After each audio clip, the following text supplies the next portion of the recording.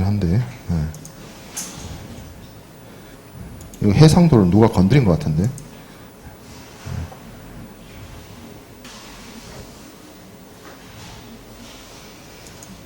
맞아 이거? 맞는 거야 이거? 아 이건 너무 그렇구나. 그래 이 정도는 돼야지.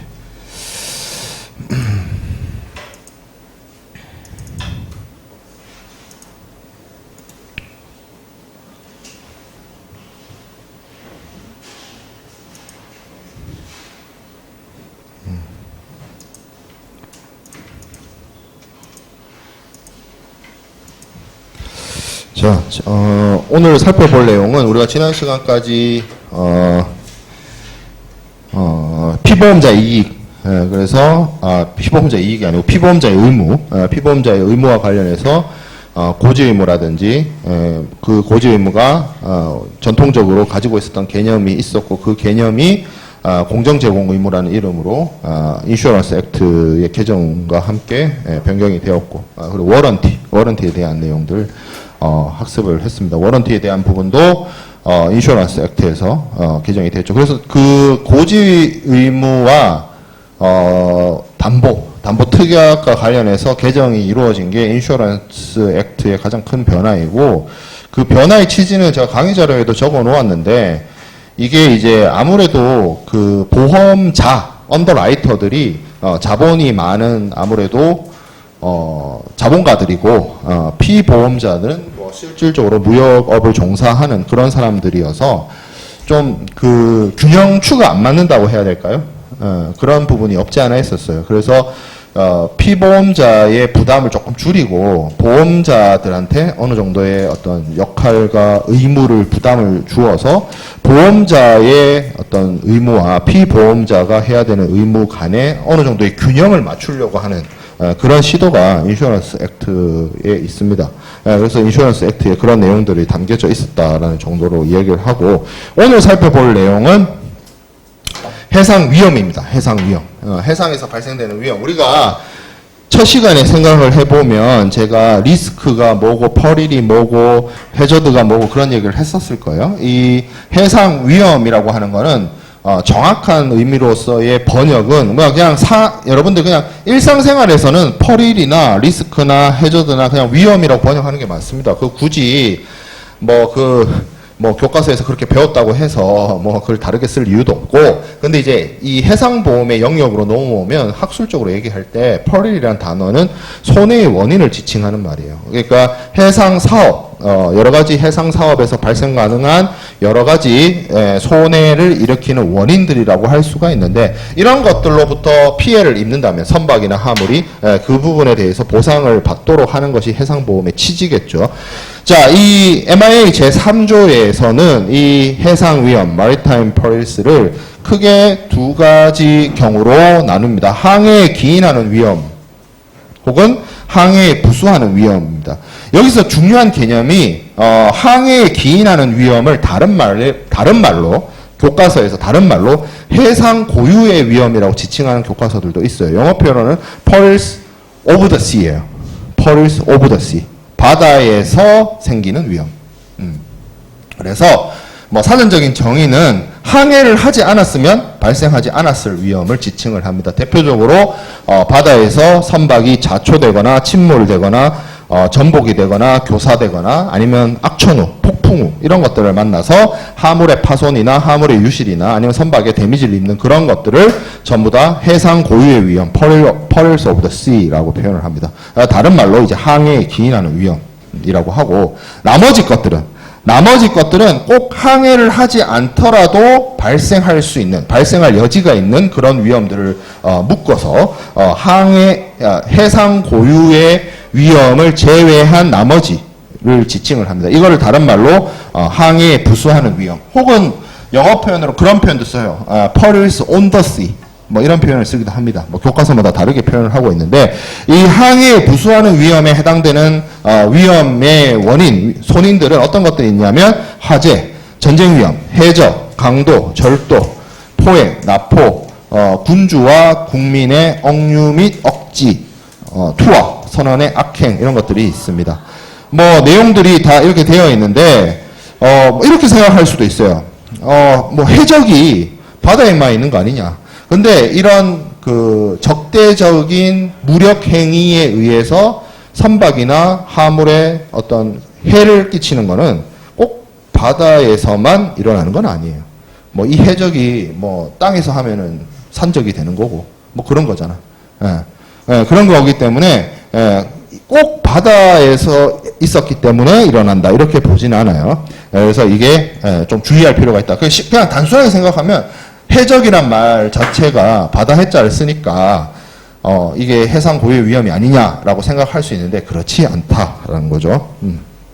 자, 그리고 뭐 앞에서도 몇 차례 얘기를 했다시피 이게 정말 마리타임 퍼릴, 해상 위험이라고 해서 바다에서만 발생하는 위험만 커버해 주는 거 아닙니다. 이 해상보험 계약은 해상 손해를 해주죠. 기본적으로 해줘요. 근데 기본적으로 오늘날의 해상보험, 협회 적하약관이나 이런 곳에서 살펴보면 보험자의 책임 구간, 책임 기간이 warehouse to warehouse clause를 써서 warehouse가 창고죠, 영어로. 그래서 수출자의 창고에서 시작돼서 수출자의 내륙 운송을 포함을 해서 수출항을 지나서 주 운송 구간인 해상 운송 구간을 지나서 목적항에 도착해서 목적항 터미널을 지나서 목적지 인랜드에서 육상 운송을 한 다음에 수입자 내지는 최종 목적지의 창고에 이르기까지 전체 구간을 보험의 기간으로 잡고 있는 경우가 많이 있습니다. 그걸 이제 육상 구간으로의 확장이고 그것을 여러분들이 어디서 확인할 수 있냐면 뒤에서 공부하게 될 중간고사 이후에 공부하게 될 협회 적하약관에 보면 여기 운송약관이라는 게 있어요. 트랜시트 클로즈라는 게 있어요. 거기 보면 정확하게 나옵니다. 보험자가 어디서부터 시작을 해서 어디까지 책임을 지는가에 대한 내용을 알 수가 있다. 자, 해상 위험을 뭐 요건, 해상 위험의 요건이라는 게 그냥 뭐 여러분들이 교과서적으로 배우는 내용이라고 볼 수가 있을 텐데 일단 손해의 원인이 돼야 됩니다. 해상 위험이라고 하는 건 퍼릴이라는 단어의 사전적 정의를 제가 설명할 때도 그랬지만 손해의 원인이 돼요. 뭐 예를 들어서 이벤트가 발생했는데 그 이벤트가 손해를 끼치지 않았어요. 어떤 폭발이 일어났지만 뭐 그냥 불꽃놀이였어. 아무런 피해 없어. 그러면 그거는 해상 위험이라고 볼 수가 없는 거죠. 자, 위험 발생의 우연성이 있어야 돼요. 필연적이지 않아야 됩니다. 예를 들어서 해가 아침에 동쪽에서 뜬다. 너무나 필연적인 거죠. 그거는 우연한 사건이 아니에요. 늘상 일어나는 일이에요. 늘상 일어나는 일을 왜 보험에 들어? 피하면 되지, 알아서. 그렇잖아요. 그래서 이거는 사고가 날지 안 날지 몰라야 되고 사고가 난다면 언제 날지 몰라야 되고 시기를 몰라야 돼요. 그리고 어떤 형식으로 어떤 형태로 사고가 날지도 몰라야 돼요. 그런 것들을 모르는 불확실성이 있는 그러한 퍼릴들이 마리타임 퍼릴이라고 볼 수가 있습니다. 자, 그 다음에 비불가항력성인데 꼭 천재지변만 해상 위험에 들어가는 것이 아닙니다. 앞에서 우리가 예시를 제가 살짝 보였던 것처럼 인재도 있어요. 인재. 사람의 실수나 사람의 잘못에 의해서 발생되는 손해도 있습니다. 그거 보험회사가 커버해 줍니다. 그래서 그런 것들은 다 포함이 되고 비장래성. 해상 위험은 계약 체결 이후에 발생되는 사고를 대상으로 한다. 그렇죠. 보험 계약 체결 이후에 발생되는, 그러니까 보험자의 커버라고 하는 행위가 일어난 경우에 그 이후에 사고가 나고 그 사고에 대해서 발생된 피보험자의 피보험이익의 손실에 대해서 경제적으로 보상을 해주는 것이기 때문에 그런데 예외는 있습니다. 예외사항 앞에서 배웠습니다. 어떤 경우 카고 인슈런스에서 소급보험 로스트 올 낫 로스트 조건으로 로스트 올 낫 로스트 조건을 왜 예외적으로 인정을 해준다? 통신수단이 원만하게 발전해 있지 않은 상태에서 해상 운송 도중인 화물의 컨디션을 체크가 할 수 없었기 때문에 일단 보험을 들어준다. 화물이 상태가 어떤지 여부를 불문하고 근데 그 과정에서 정보의 비대칭으로 인해서 피보험자는 알고 있는 사실을 보험자가 모르면 소급보험 인정 안 된다라고 앞에서 설명을 했었습니다. 자, 그 다음에 발생 가능성이 있어야 되겠죠. 그렇죠. 뭐 당연한 거고 위험의 적법성, 법의 어긋남이 없어야 된다. 뭐 적법성과 위법의 적법성, 위험의 적법성 이거와 관련해서는 뭐 이런 경우가 있을 수 있을 것 같아요. 뭐 이제 보험과 관련해서 보험 사기 치는 사람들이 보면 뭐 이렇게 자회하거나 뭐 이런 거 있죠. 그런 것들, 자의적으로 그런 경우들이 이제 문제가 되는 위법한 행위라고 볼 수가 있을 텐데, 물론 예를 들어서 여기 지금 두 번째 동그라미 나와 있는 것처럼 고의적이고 자의적인 위험의 초래가 아닐 것인데, 이 말이 자기가 자기 스스로 사고를 내면 안 된다 그 뜻이잖아요. 여러분들 해석해 보면. 근데 이것도 예외가 있습니다. 뒤에서 배워요. 중간고사 범위에 들어갈지 안 갈지 모르겠는데 공동훼손의 경우에는 예외적입니다. 지금은 덮어놓아요. 공동훼손에 대한 개념을 명확하게 이해하고 봐야 되기 때문에 지금 여기 보면 예외 공동훼손, 이거는 공동훼손을 설명하기 시작하면 이것만 한 30분 설명해야 돼요. 그래서 공동훼손은 뒤에 가서 정확하게 우리가 이 개념을 명확하게 배우도록 하겠습니다. 자, 그 다음에 위험의 한정성, 보험자가 보험계약에서 정한 내용과 범위 내에서 보상 책임을 부담을 해야 됩니다. 언리밋한 책임을 지는 것이 아니다. 리밋이 있다. 보험자가 책임지는 것에도 한계가 있다. 그것을 넘어가게 되면 보험자가 면책이 된다. 자, 해상위험의 분류 보도록 하겠습니다. 해상위험들을 담보위험, 면책위험, 비담보위험으로 나눠서 생각을 해볼 수가 있어요. 담보위험은 말 그대로 발생한 손해를 보험자가 보상할 것을, 커버해 줄 것을 약속한 위험이고, 보험자가 이것에 대해서 책임을 지지 않는다. 보상 책임을 지지 않는다. 보상 책임에서 면제된다. 라고 하는 것이 면책위험이라고 볼 수 있습니다. 면책위험, accepted perils. 그리고 개념적으로, 이론적으로는 담보위험에도 포함이 되지 않고, 면책위험에도 포함되지 않는 그런 것들을 묶어서 비담보위험이다. 이렇게 얘기를 하는데, 비담보위험이 예시를 들기도 좀 애매해요. 왜냐하면 오늘날에는 거의 모든 부분들이 면책위험, 협회적하약관이 만들어지면서 웬만한 것들이 다 면책위험으로 이렇게 규정되어 있는 경우가 있어서 이건 그냥 이론적인 개념이다. 이렇게 생각하면 될 것 같아요. 그래서 담보위험에 대한 설명부터 좀 살펴보면, 담보위험이란 보험자가 해상위험에 의해서 발생한 손해를 보상할 것을 약속했다. 약속을 한 거죠. 문제가 생기면 이로 인해서 발생된 이러한 위험으로부터 발생된 손해에 대해서 보험자가 보상해 주겠다. 하는 거죠. 그리고 보험자가 그렇기 때문에 보상을 해주기 위해서는 피보험자가 입은 경제적 손실과 이 해상위험, 담보위험, 정확하게는 담보위험이죠. 이 담보위험과 인과관계가 있어야 돼요. 원인과 결과여야 돼요. 원인과 결과. 우리가 그 워런티와 관련해서 그 워런티의 치유와 관련해서 살펴봤던 예시에서도 나오는 것처럼 예를 들어서 잠금 장치를 안 해가지고 도둑이 들었다든지 이런 식으로 인과관계가 있어야 돼요. 인과관계가. 자, 그리고 대부분의 많은 부분에 있어서 보험자들이 자신이 정하고 있는 면책위험이나 이런 것들이 있기 때문에 면책위험에 대해서는 이게 실제로 손해가 있었다 하더라도 그것이 면책위험에 해당이 된다. 이런 경우 있을 수 있잖아요. 비슷한 사안인데 그 사안을 판단함에 있어서 이게 면책위험이 된다. 그리고 보험자가 정한 협회적하약관이나 아니면 특약이나 이런 것에서 보험자가 면책으로 되어 있는 부분에 해당이 된다라고 하면 면책이 우선입니다. 면책이 우선. 보험자가 일단 책임을 안 지는 게 더 우선이다라는 거죠. 자, 그리고 면책위험은 어떤 특정한 대상 위험에 대해서 발생한 손해에 대해서 보험자가 보상 책임을 면할 것을 정한 위험입니다. 그래서 다 해주는 게 아니다. 보험자가. 그리고 사실 이 부분이 문제겠죠. 여러분들이 상식적으로 생각을 해봐도 여러분들이 아마 살면서 해상보험을 부법해보지 않았다 하더라도 여러분들이 직접적으로 혹은 간접적으로 보험에 대해서 듣는 이야기들 중에 보험회사는 안 해주려고 하고 보상을. 피보험자는 보상을 받으려고 하고 거기에서 분쟁이 발생하는 게 이 면책조항과 관련된 내용들이죠. 그리고 그 면책조항과 관련해서 많은 부분들이 면책이 돼 있는데 피보험자들은, 특히 피보험자들은 자신이 입은 손해에 해당되는 내용들이 면책인지 모르는 경우가 대부분이고, 왜? 보험 계약서를 잘 꼼꼼하게 안 읽어봤으니까.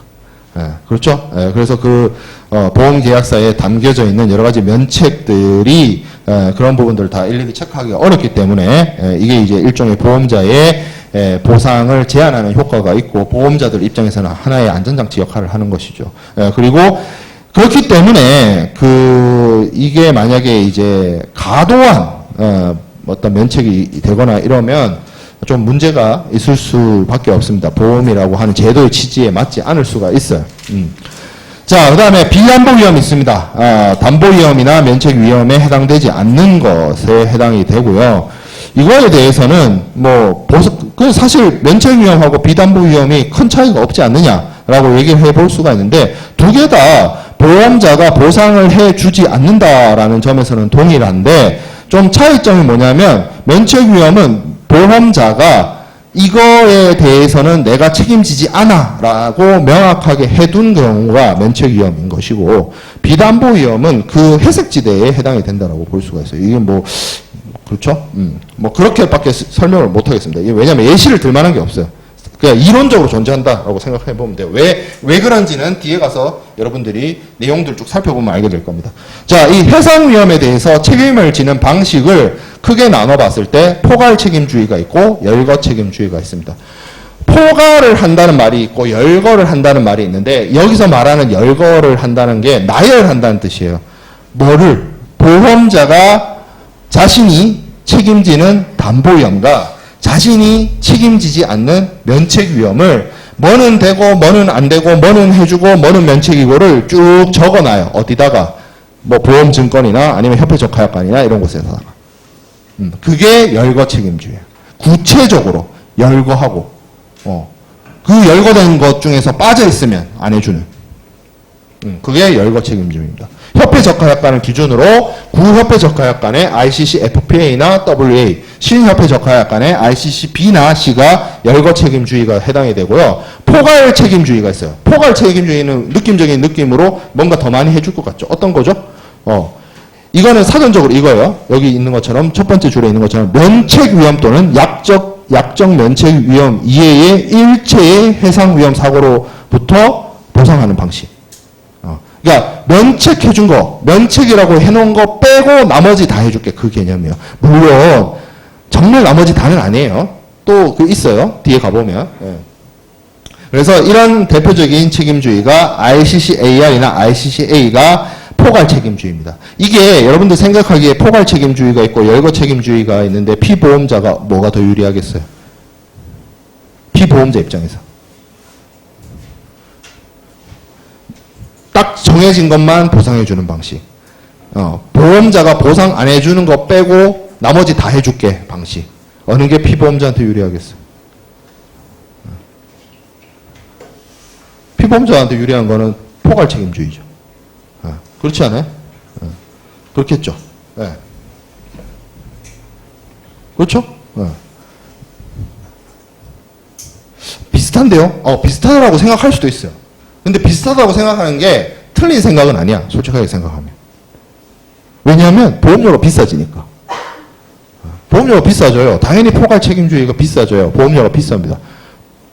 그냥 내가 필요한 위험만 보험자가 커버해주고 보험료를 싸게 내는 게 피보험자한테 유리한 거 아닌가요? 그 생각도 난 틀리지 않은 생각이라고 봐요. 그리고 실제로 해상 사업을 하는 많은 사업자들이 그 사이에서 고민을 합니다. 의사결정 관계에서. 자기가 어떤 보험 조건을 선택할 것인가. 굳이 사고 나도 되고 그래 보험료만 오히려 올릴 뿐이야 라고 판단한다면 ICC B나 ICC C로 들어도 돼요. 안 될 건 뭐 있어. 사고 안 나면 되지. 기도하면 되잖아. 기도 메타. 그죠? 사고 나지 마라 해서 사고 안 나면 보험료를 아낄 수 있잖아. 그죠? 그거는 의사결정의 판단이고 의사결정의 문제예요. 근데 이게 무슨 차이가 있냐면 이 부분을 생각을 해보면 포괄 책임주의가 피보험자한테 유리한 측면이 없지 않아 있습니다. 자, 생각을 해보세요. 어떤 사고가 발생을 했어요. 내가 열거 책임주의예요. 이 사고가 보험자가 나열한 그 위험이 맞는지를 입증을 해야 될 거 아니에요. 이 열거 책임주의의 경우에는. 예를 들어서 열거 책임주의에 따라서 화재가 불이 났을 때 보험자가 보상을 해준다라고 칩시다. 그러면 내 화물의 멸실 손상이 화재 때문에 발생했다는 것을 입증해야 될 거 아니에요. 그 입증 책임이 누구한테 있겠어요? 피보험자한테 있습니다. 반대로 포괄 책임주의는 예를 들어서 이게 그러니까 보험자가 보상을 안 해주고 싶으면 이 해당되는 사건, 사고와 위험이 면책 위험에 해당이 돼야 된다는 걸 얘기를 해야 되잖아. 그러면 이 이벤트가 면책 위험이라는 것을 입증해야 되는 책임이 포괄 책임주의에서는 보험자한테 있어요. 그렇죠. 피보험자가 증명해야 되느냐, 보험자가 증명해야 되느냐. 그런 이슈도 있습니다. 자, 어쨌든 그러하다. 자, 그러면 우리가 이 해상 위험의 구체적인 종류에 대해서 하나씩 살펴보도록 하겠습니다. 자, 앞서 제가 얘기했죠. 항해에 기인하는 위험, 다른 말로 해상 고유의 위험, 영어 표현으로 peril of the sea. 이게 어떤 것들이 있느냐? 대표적으로 침몰이 있습니다. 침몰, sinking. 선박이 부력을 상실해서 수중에 가라앉아서 더 이상 항해가 불가능한 상태이고, 침몰도 구분을 해요. 사전적으로 그냥 이게 다 침몰이 아니고, 예를 들어서 배가 침몰을 했는데 깊은 바다로 들어갔어. 태평양, 뭐 대서양 이런 바다로 들어갔어. 건져 올릴 수가 없어. 지금도 대서양 어느 바닷가에 뭐 타이타닉호가 밑에 침몰해서 해저에 있죠. 그거 견인하기가 힘들어요. 물론 내려가서 탐사정이나 잠수정을 보내서 부분 채취해 올 수는 있지만 전체를 들어 올리기가 위험하죠. 돈도 많이 들고. 그런 경우를 심몰, 깊은 심자를 써가지고 심몰입니다. 그런데 경우에 따라서는 예를 들어서 항구 주변이라든지 항구의 영역 내에서 배가 침몰을 해가지고, 그러니까 얕은 바다야. 쉽게 말하면 수심이 뭐 한 10m 이내 이런 바다에 들어가가지고 건져 올릴 수 있어. 크레인을 이용을 하면. 그런 경우에는 첨몰이라고 합니다. 보통 심몰의 경우에는 안 하는데 얕은 바다에서 배가 침몰하면 대부분 건져 올립니다. 뭐 여러 가지 이유가 있는데 첫 번째는 오염 문제가 있어요. 배가 침몰을 하면 그 안에 기름이나 이런 것들이 계속 유출이 돼가지고 해양 오염 사고를 일으키기 때문에 웬만하면 그러니까 건져 올릴 수 있으면 건져 올리는 게 나아요. 주변에 이 미치는 영향이나 이런 것들 때문에. 그리고 이제 한번 침몰한 배이기 때문에 이거를 뭐 다시 배로 쓴다? 불가능하지만 뭐로 활용할 수가 있어요? 스크랩 처리를 해가지고 고초로 팔아먹을 수 있어요. 배들은. 그런 게 있기 때문에 건져 올립니다. 자, 두 번째, 자초하고 교사가 있습니다. 이게 사실 일상생활을 하는 일반인들은 이 두 단어를 그냥 비슷한 개념으로 씁니다. 똑같은 개념으로 쓰기도 해요. 자초를 교사라고 하기도 하고 교사를 자초라고 하기도 합니다. 근데 해상보험에서는 이 두 용어의 그 정의가 달라요. 어떤 거냐면 스트랜딩이라고 하는 자초는 암초나 아니면 방파제, 부두시설물이나 이런 딱딱한 거 있죠. 딱딱한 구조물하고 충돌하는 거를 자초라고 합니다. 그렇죠.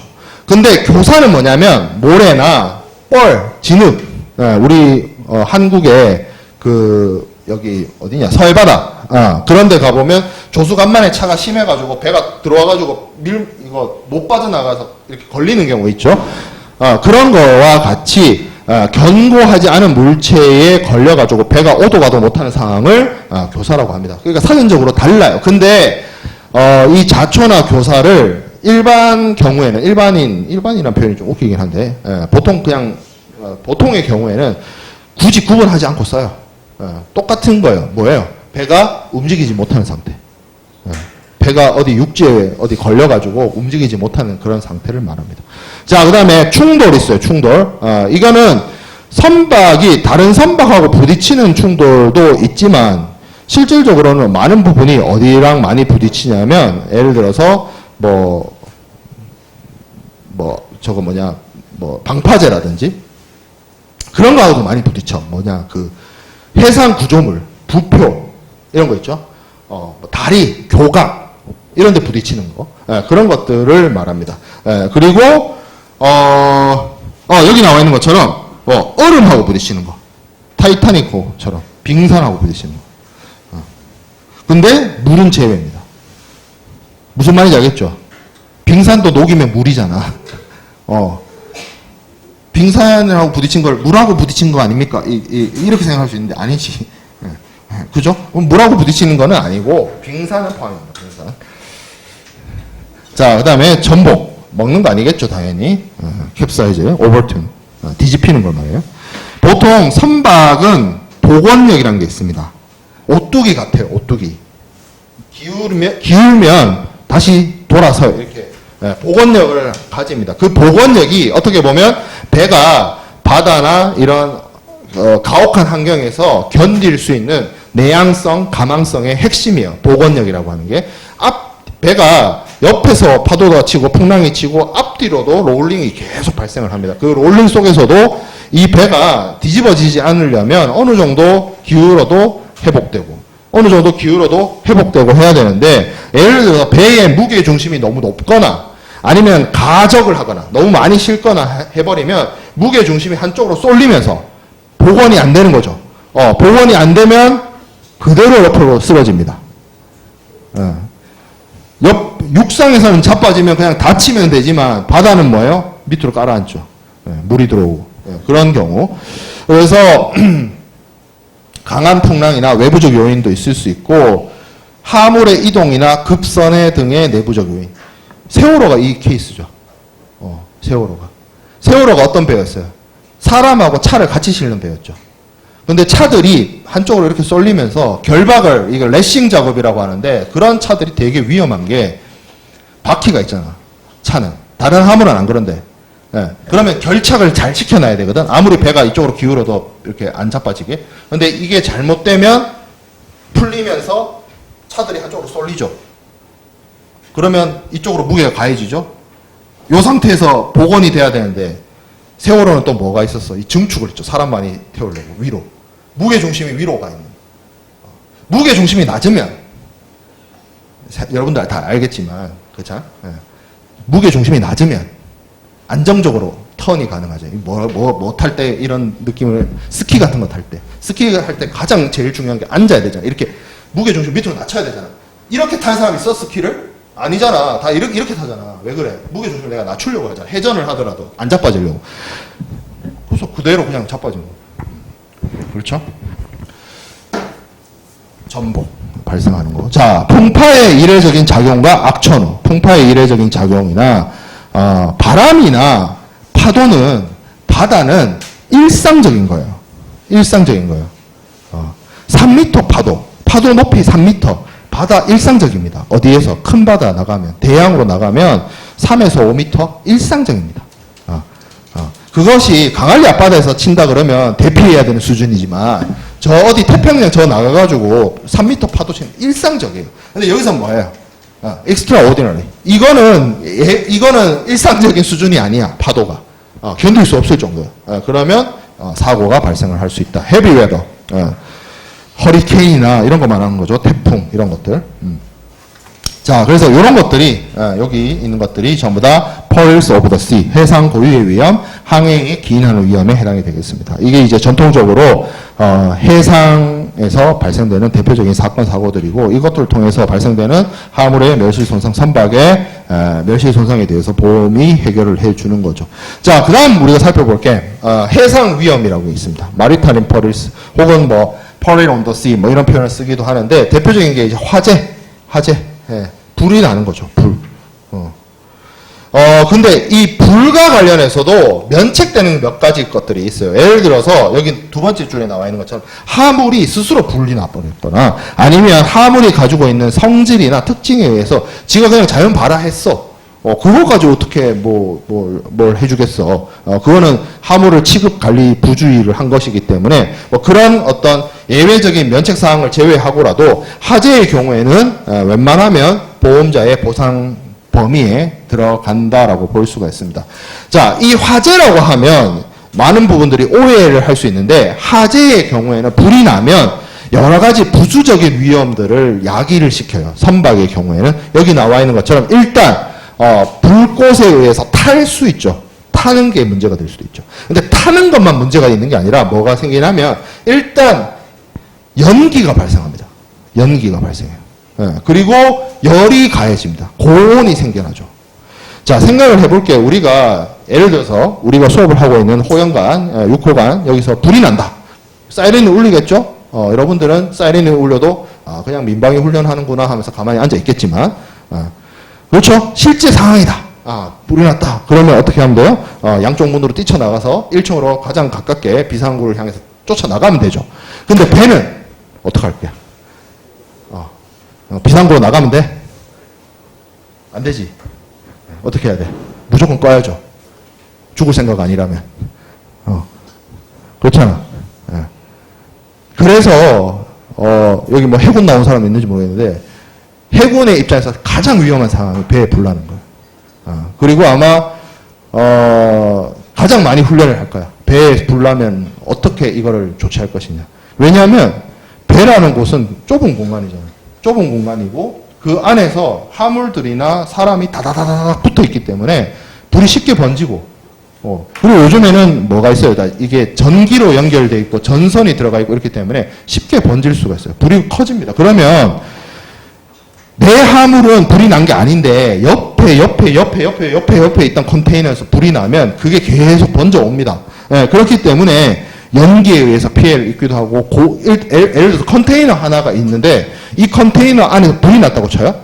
그러면 온도가 엄청 올라갈 거 아니에요? 온도가 엄청 올라가면 철이 녹을 정도가 돼요. 그러면 그 옆에 컨테이너들은 안전하겠냐고? 아니죠. 데미지가 발생을 합니다. 예, 그렇기 때문에 그런 부분들.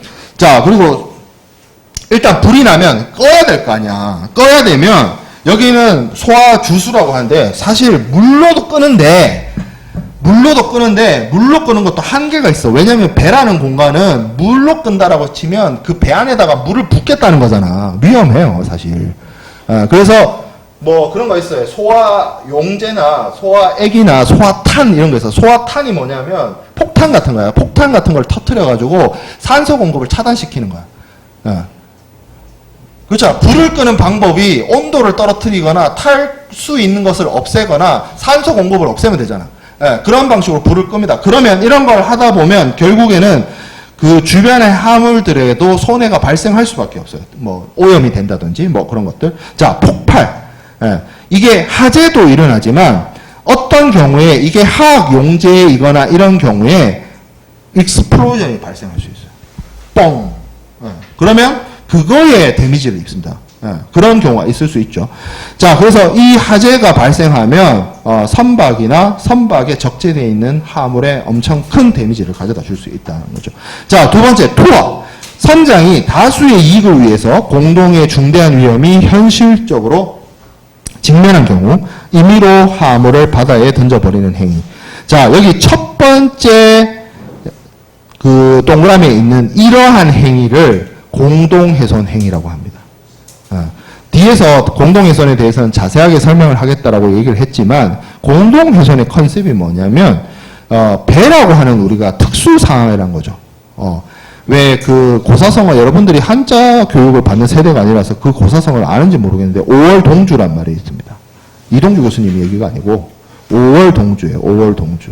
그 뜻이 뭐냐면 오나라 사람하고 월나라 사람이 같은 배를 탔다는 거예요. 그러니까 오나라 사람하고 월나라 사람이 철천지 원수거든. 예를 들어서 요즘으로 치면 한국 사람하고 일본 사람이 같은 배를 뭐 과거사 뭐 그걸 심각하게 받아들이는 거는 꼰대들이나 할 짓이긴 하지만 그런 꼰대들 둘이만 모아서 쳤다라고 칩시다. 그구하고 대한민국 꼰대하고 둘이 같은 배를 집어넣었어. 그 배가 침몰을 해. 그러면 그 두 사람은 어떻게 하겠어? 살기 위해서 협력을 할 거 아니야. 그 얘기인 거예요. 쉽게 말해서 어떤 그 배라고 하는 한정되어 있는 좁은 공간에서 어떤 외부적 위험이나 내부적 위험이 발생을 하게 되면 그 배를 살려야 전체의 이익을 보존할 수가 있기 때문에 그 전체 이익을 보존시키기 위한 어떤 행위를 할 수 있습니다.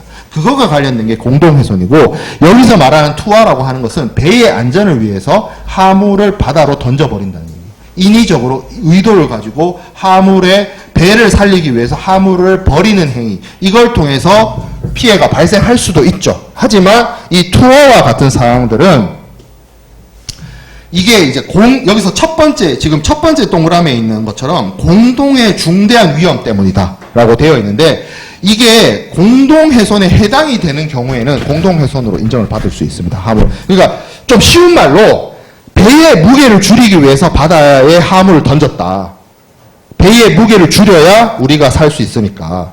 뭐 이런 상황인 거죠. 근데 요즘에 무슨 나무배 타고 다니는 시대도 아니고 화물을 바다에 던져봐야 뭐 얼마나 무게를 줄이겠으며 요즘 같은 시대에는 그리고 컨테이너선이나 이런 것들을 선적을 하는 단계에서부터 가적을 하지 않도록 하기 때문에 이런 상황은 잘 발생하지 않아요. 배 무게를 줄이기 위해서 사람을 희생을 한다. 화물을 희생을 한다.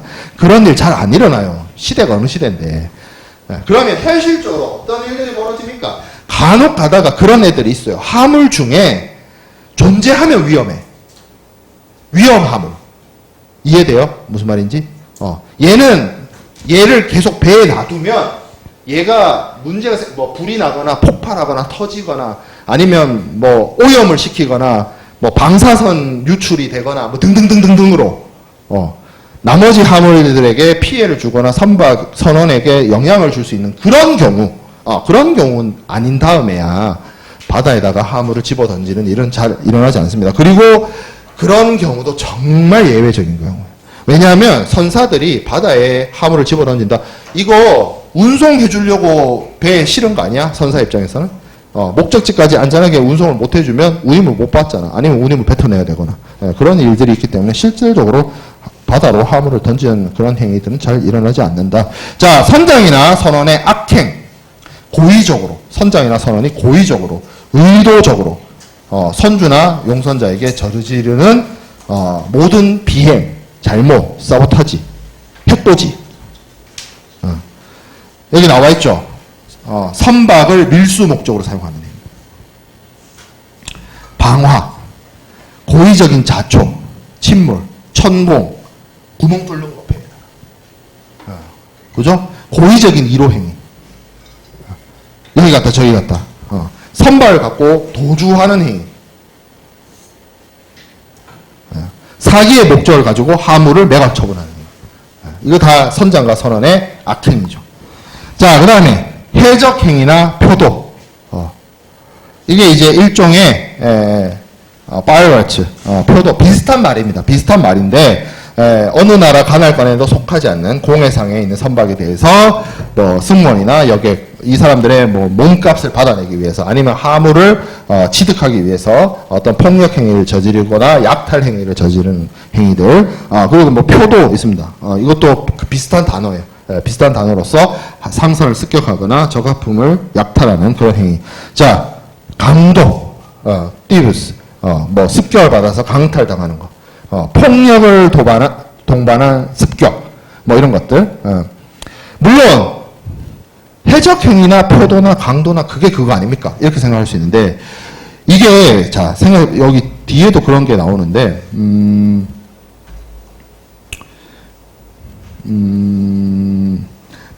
15번 슬라이드에 있는 것처럼 포획, 납포 이 비슷한 말 아닙니까? 이렇게 생각할 수 있어요. 아니면 16번 슬라이드에 강유, 억지, 억류 이게 다 비슷한 말 아닙니까? 비슷한 말 맞아요. 동의어입니다. 동의어. 근데 왜 동의어를 이렇게 반복해서 적어놨을까?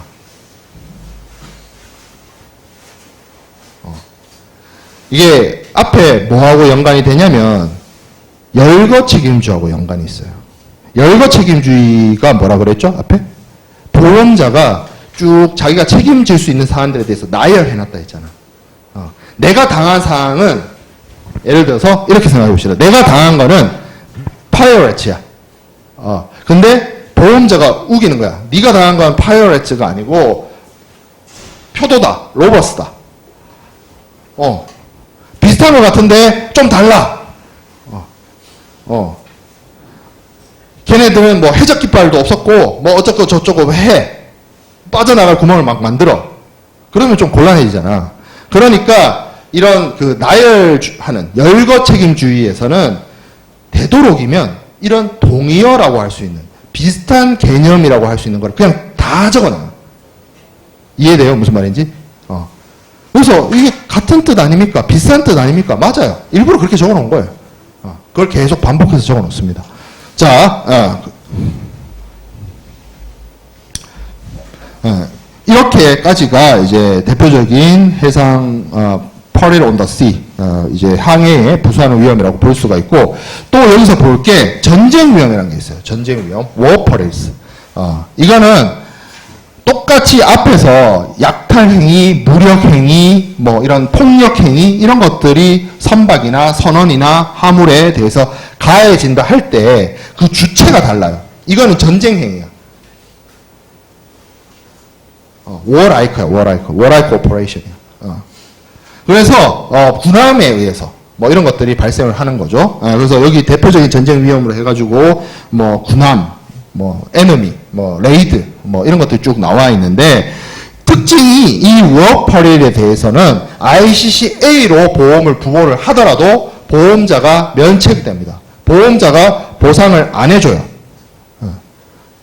ICCA를 들어도 그렇고 ICCAR을 들어도 그렇고 보험자가 보상 안 해줘요. 면책입니다. 그럼 어떡합니까? 이거를 보험으로 통해서 해결을 하고자 한다면 선택할 수 있는 방법은 협회 전쟁 위험 약관, Institute War Clause, 전쟁 특약을 들어야 돼요. 전쟁 위험에 대한 특별 약관을 통해서 추가적인 보험료를 내고 공짜로 안 해주겠죠. 에디셔널 프리미엄, 추가적인 보험료를 내고 이 특약을 들어야만 이러한 전쟁 행위 혹은 전쟁 위험으로부터 보호를 받을 수 있습니다. 보험의 보호를 받을 수가 있어요. 그러면 요즘 같은 시대 필요하겠죠. 어디를 항해하고자 한다면 흑해나 이런 데 있죠. 이런 데 항해를 하려고 한다면 필요하겠죠. 자, 그래서 전쟁 위험에 해당되는 건 어떤 것들이 있느냐? 군함, 워십, 그렇죠? 전쟁 행위를 할 수 있는 그런 선박. 아니면 외적, 육지나 해상이나 공중에서 발생되는 모든 적대 행위, 습격, 상선이나 이런 것들을 공격을 해서 하물이나 선박의 소유권을 탈취하는 그런 행위들. 그리고 외국에 대한 선박이나 항공기 화물들을 몰수하는 행위, 포획. 실제로 일어나죠. 실제로 예를 들어서 적성 국가로 들어가는 화물이나 이런 것들을 반입을 금지하기 위해서 몰수하는 행위들을 하기도 합니다. 그런 선박들을 항해를 중단시키기도 하고, 그리고 여기 해상 탈취, taking at sea, 적대국의 화물을 싣고 있다고 의심될 때 검문을 위해 항해를 정지시키거나 특정 항구에 입항시키는 행위. 예를 들어서 북한으로 무기로 전용되어질 수 있는 물건이 들어간다라고 하면 유엔 경제 제재에 의해서 그 선박을 검문 수색을 하고 항해를 정지시키고 선박을 항구에 묶어두죠. 그런 행위들. 그리고 납포 행위. 이거는 좀 전시에서 전쟁 중인 국가들이 하는 행위인데, 예를 들어서 군함이 나서가지고 상대국 선박이나 상선이나 이런 것들을 이제 포획을 하는 거죠. 못 가게. 왜냐하면 이 선박이라고 하는 것이 군용 목적으로 전용되어질 수도 있고, 그 선박에 군용 물자 아니면 군용 물자가 아니더라도 군수용으로 쓸 수 있는 물자들을 옮기는 경우가 많이 있기 때문에 그런 선박들을 이제 잡아두는 그런 경우가 있습니다. 자, 그 다음에 군함, 군주, 국민의 강요, 억지, 억류, 어레스트, 디테인먼트. 이게 사실 앞에서 설명을 했던 것처럼 비슷한 말이에요. 강요는 국가의 권리나 전쟁 등으로 수송을 중지시키는 거. 그죠? 그리고 억지는 그것을 힘을 행사할 수 있게 영향력을 행사하는 거. 이런 의미고, 억류는 뭐예요? 유치시켜두는 거. 오도 가도 못하게. 감시하에 두는 거. 이런 미세한 사전적 정의의 차이는 있으나 결국 이런 행위들이 다 뭐예요? 국가 공권력에 의해서 선박이나 화물에 영향력을 행사하거나 소유권을 탈취를 하거나 아니면 어떤 해상 사업에 중지를 하거나 이런 것들이 다 해당이 된다라고 볼 수가 있습니다. 근데 여기서 표현이 군함, 군주, 국민의 강요, 억지, 억류라고 되어 있는데 정확한 영어 표현이 앞에 나와 있나? 이렇게 되어 있어요. Restatement and detainments of police and peoples 이렇게 되어 있는데 이게 이런 뜻이라고 생각을 해보면 돼요. 이게 각 국가마다 오늘날의 민주주의 국가의 주권은 people에 있죠. 국민에게 있죠. 그런데 헌법적으로 그 나라의 주권이 입헌 군주국도 있잖아요. 대표적으로 어느 나라? 영국 같은 나라. 그래서 거기는 왕이 있죠. 왕, 킹. 그게 상징적이고 명예적인 자리라 할지라도 그 나라 헌법이나 그 나라의 어떤 법 체계 하에서는 그 군왕이 그 나라를 대표하는 권력이고 그 권력 하에서 어떤 행위가 이루어지기 때문에 여기서 군왕, 군주, 국민이라고 하는 것은 국가의 어떤 주권, 국가의 공권력, 그걸 의미하는 거예요. 그러니까 국가의 어떤 특정한 국가의 공권력에 의해서 선박이나 화물에 대해서 강요, 억지, 억류를 하는 거. 그런 것들을 의미를 합니다. 자, 그 다음에 all other parties. 그래서 이거는 어떤 경우에 이렇게 붙냐면 보통 해상보험과 관련된 보험 증권이나 협회 적하 약관이나 이런 데 보면 앞에 쭉 제가 오늘 수업 시간에 설명한 그런 여러 가지 위험들 있죠. 퍼릴들 있죠. 이것들을 쭉 나열을 해요. 근데 제가 그 얘기를 했잖아요. 이게 비슷한 개념인데 그 특정 단어를 안 썼다라고 해서 보험자가 빠져나간다거나 보험자가 자신이 책임을 지지 않는 거를 우려할 수 있잖아. 도망갈 구멍을 만들어주는 게 우려할 수 있잖아. 그래서 꼭 끝에다가 이 단어를 붙여. 뭐라고? all other parties. 쭉 쓴 다음에 밑에다가 이와 유사한, 이와 비슷한 이런 표현을 써요. 여기 나와 있는 것처럼 like or same kind 이런 표현을 쓰면서 이와 내가 A, B, C, D, E, F, G 쭉 나열한 다음에 끝에다가 뭐 내가 쭉 나열한 것과 비슷한 이러한 것과 유사한 모든 위험 이렇게 표현을 해요.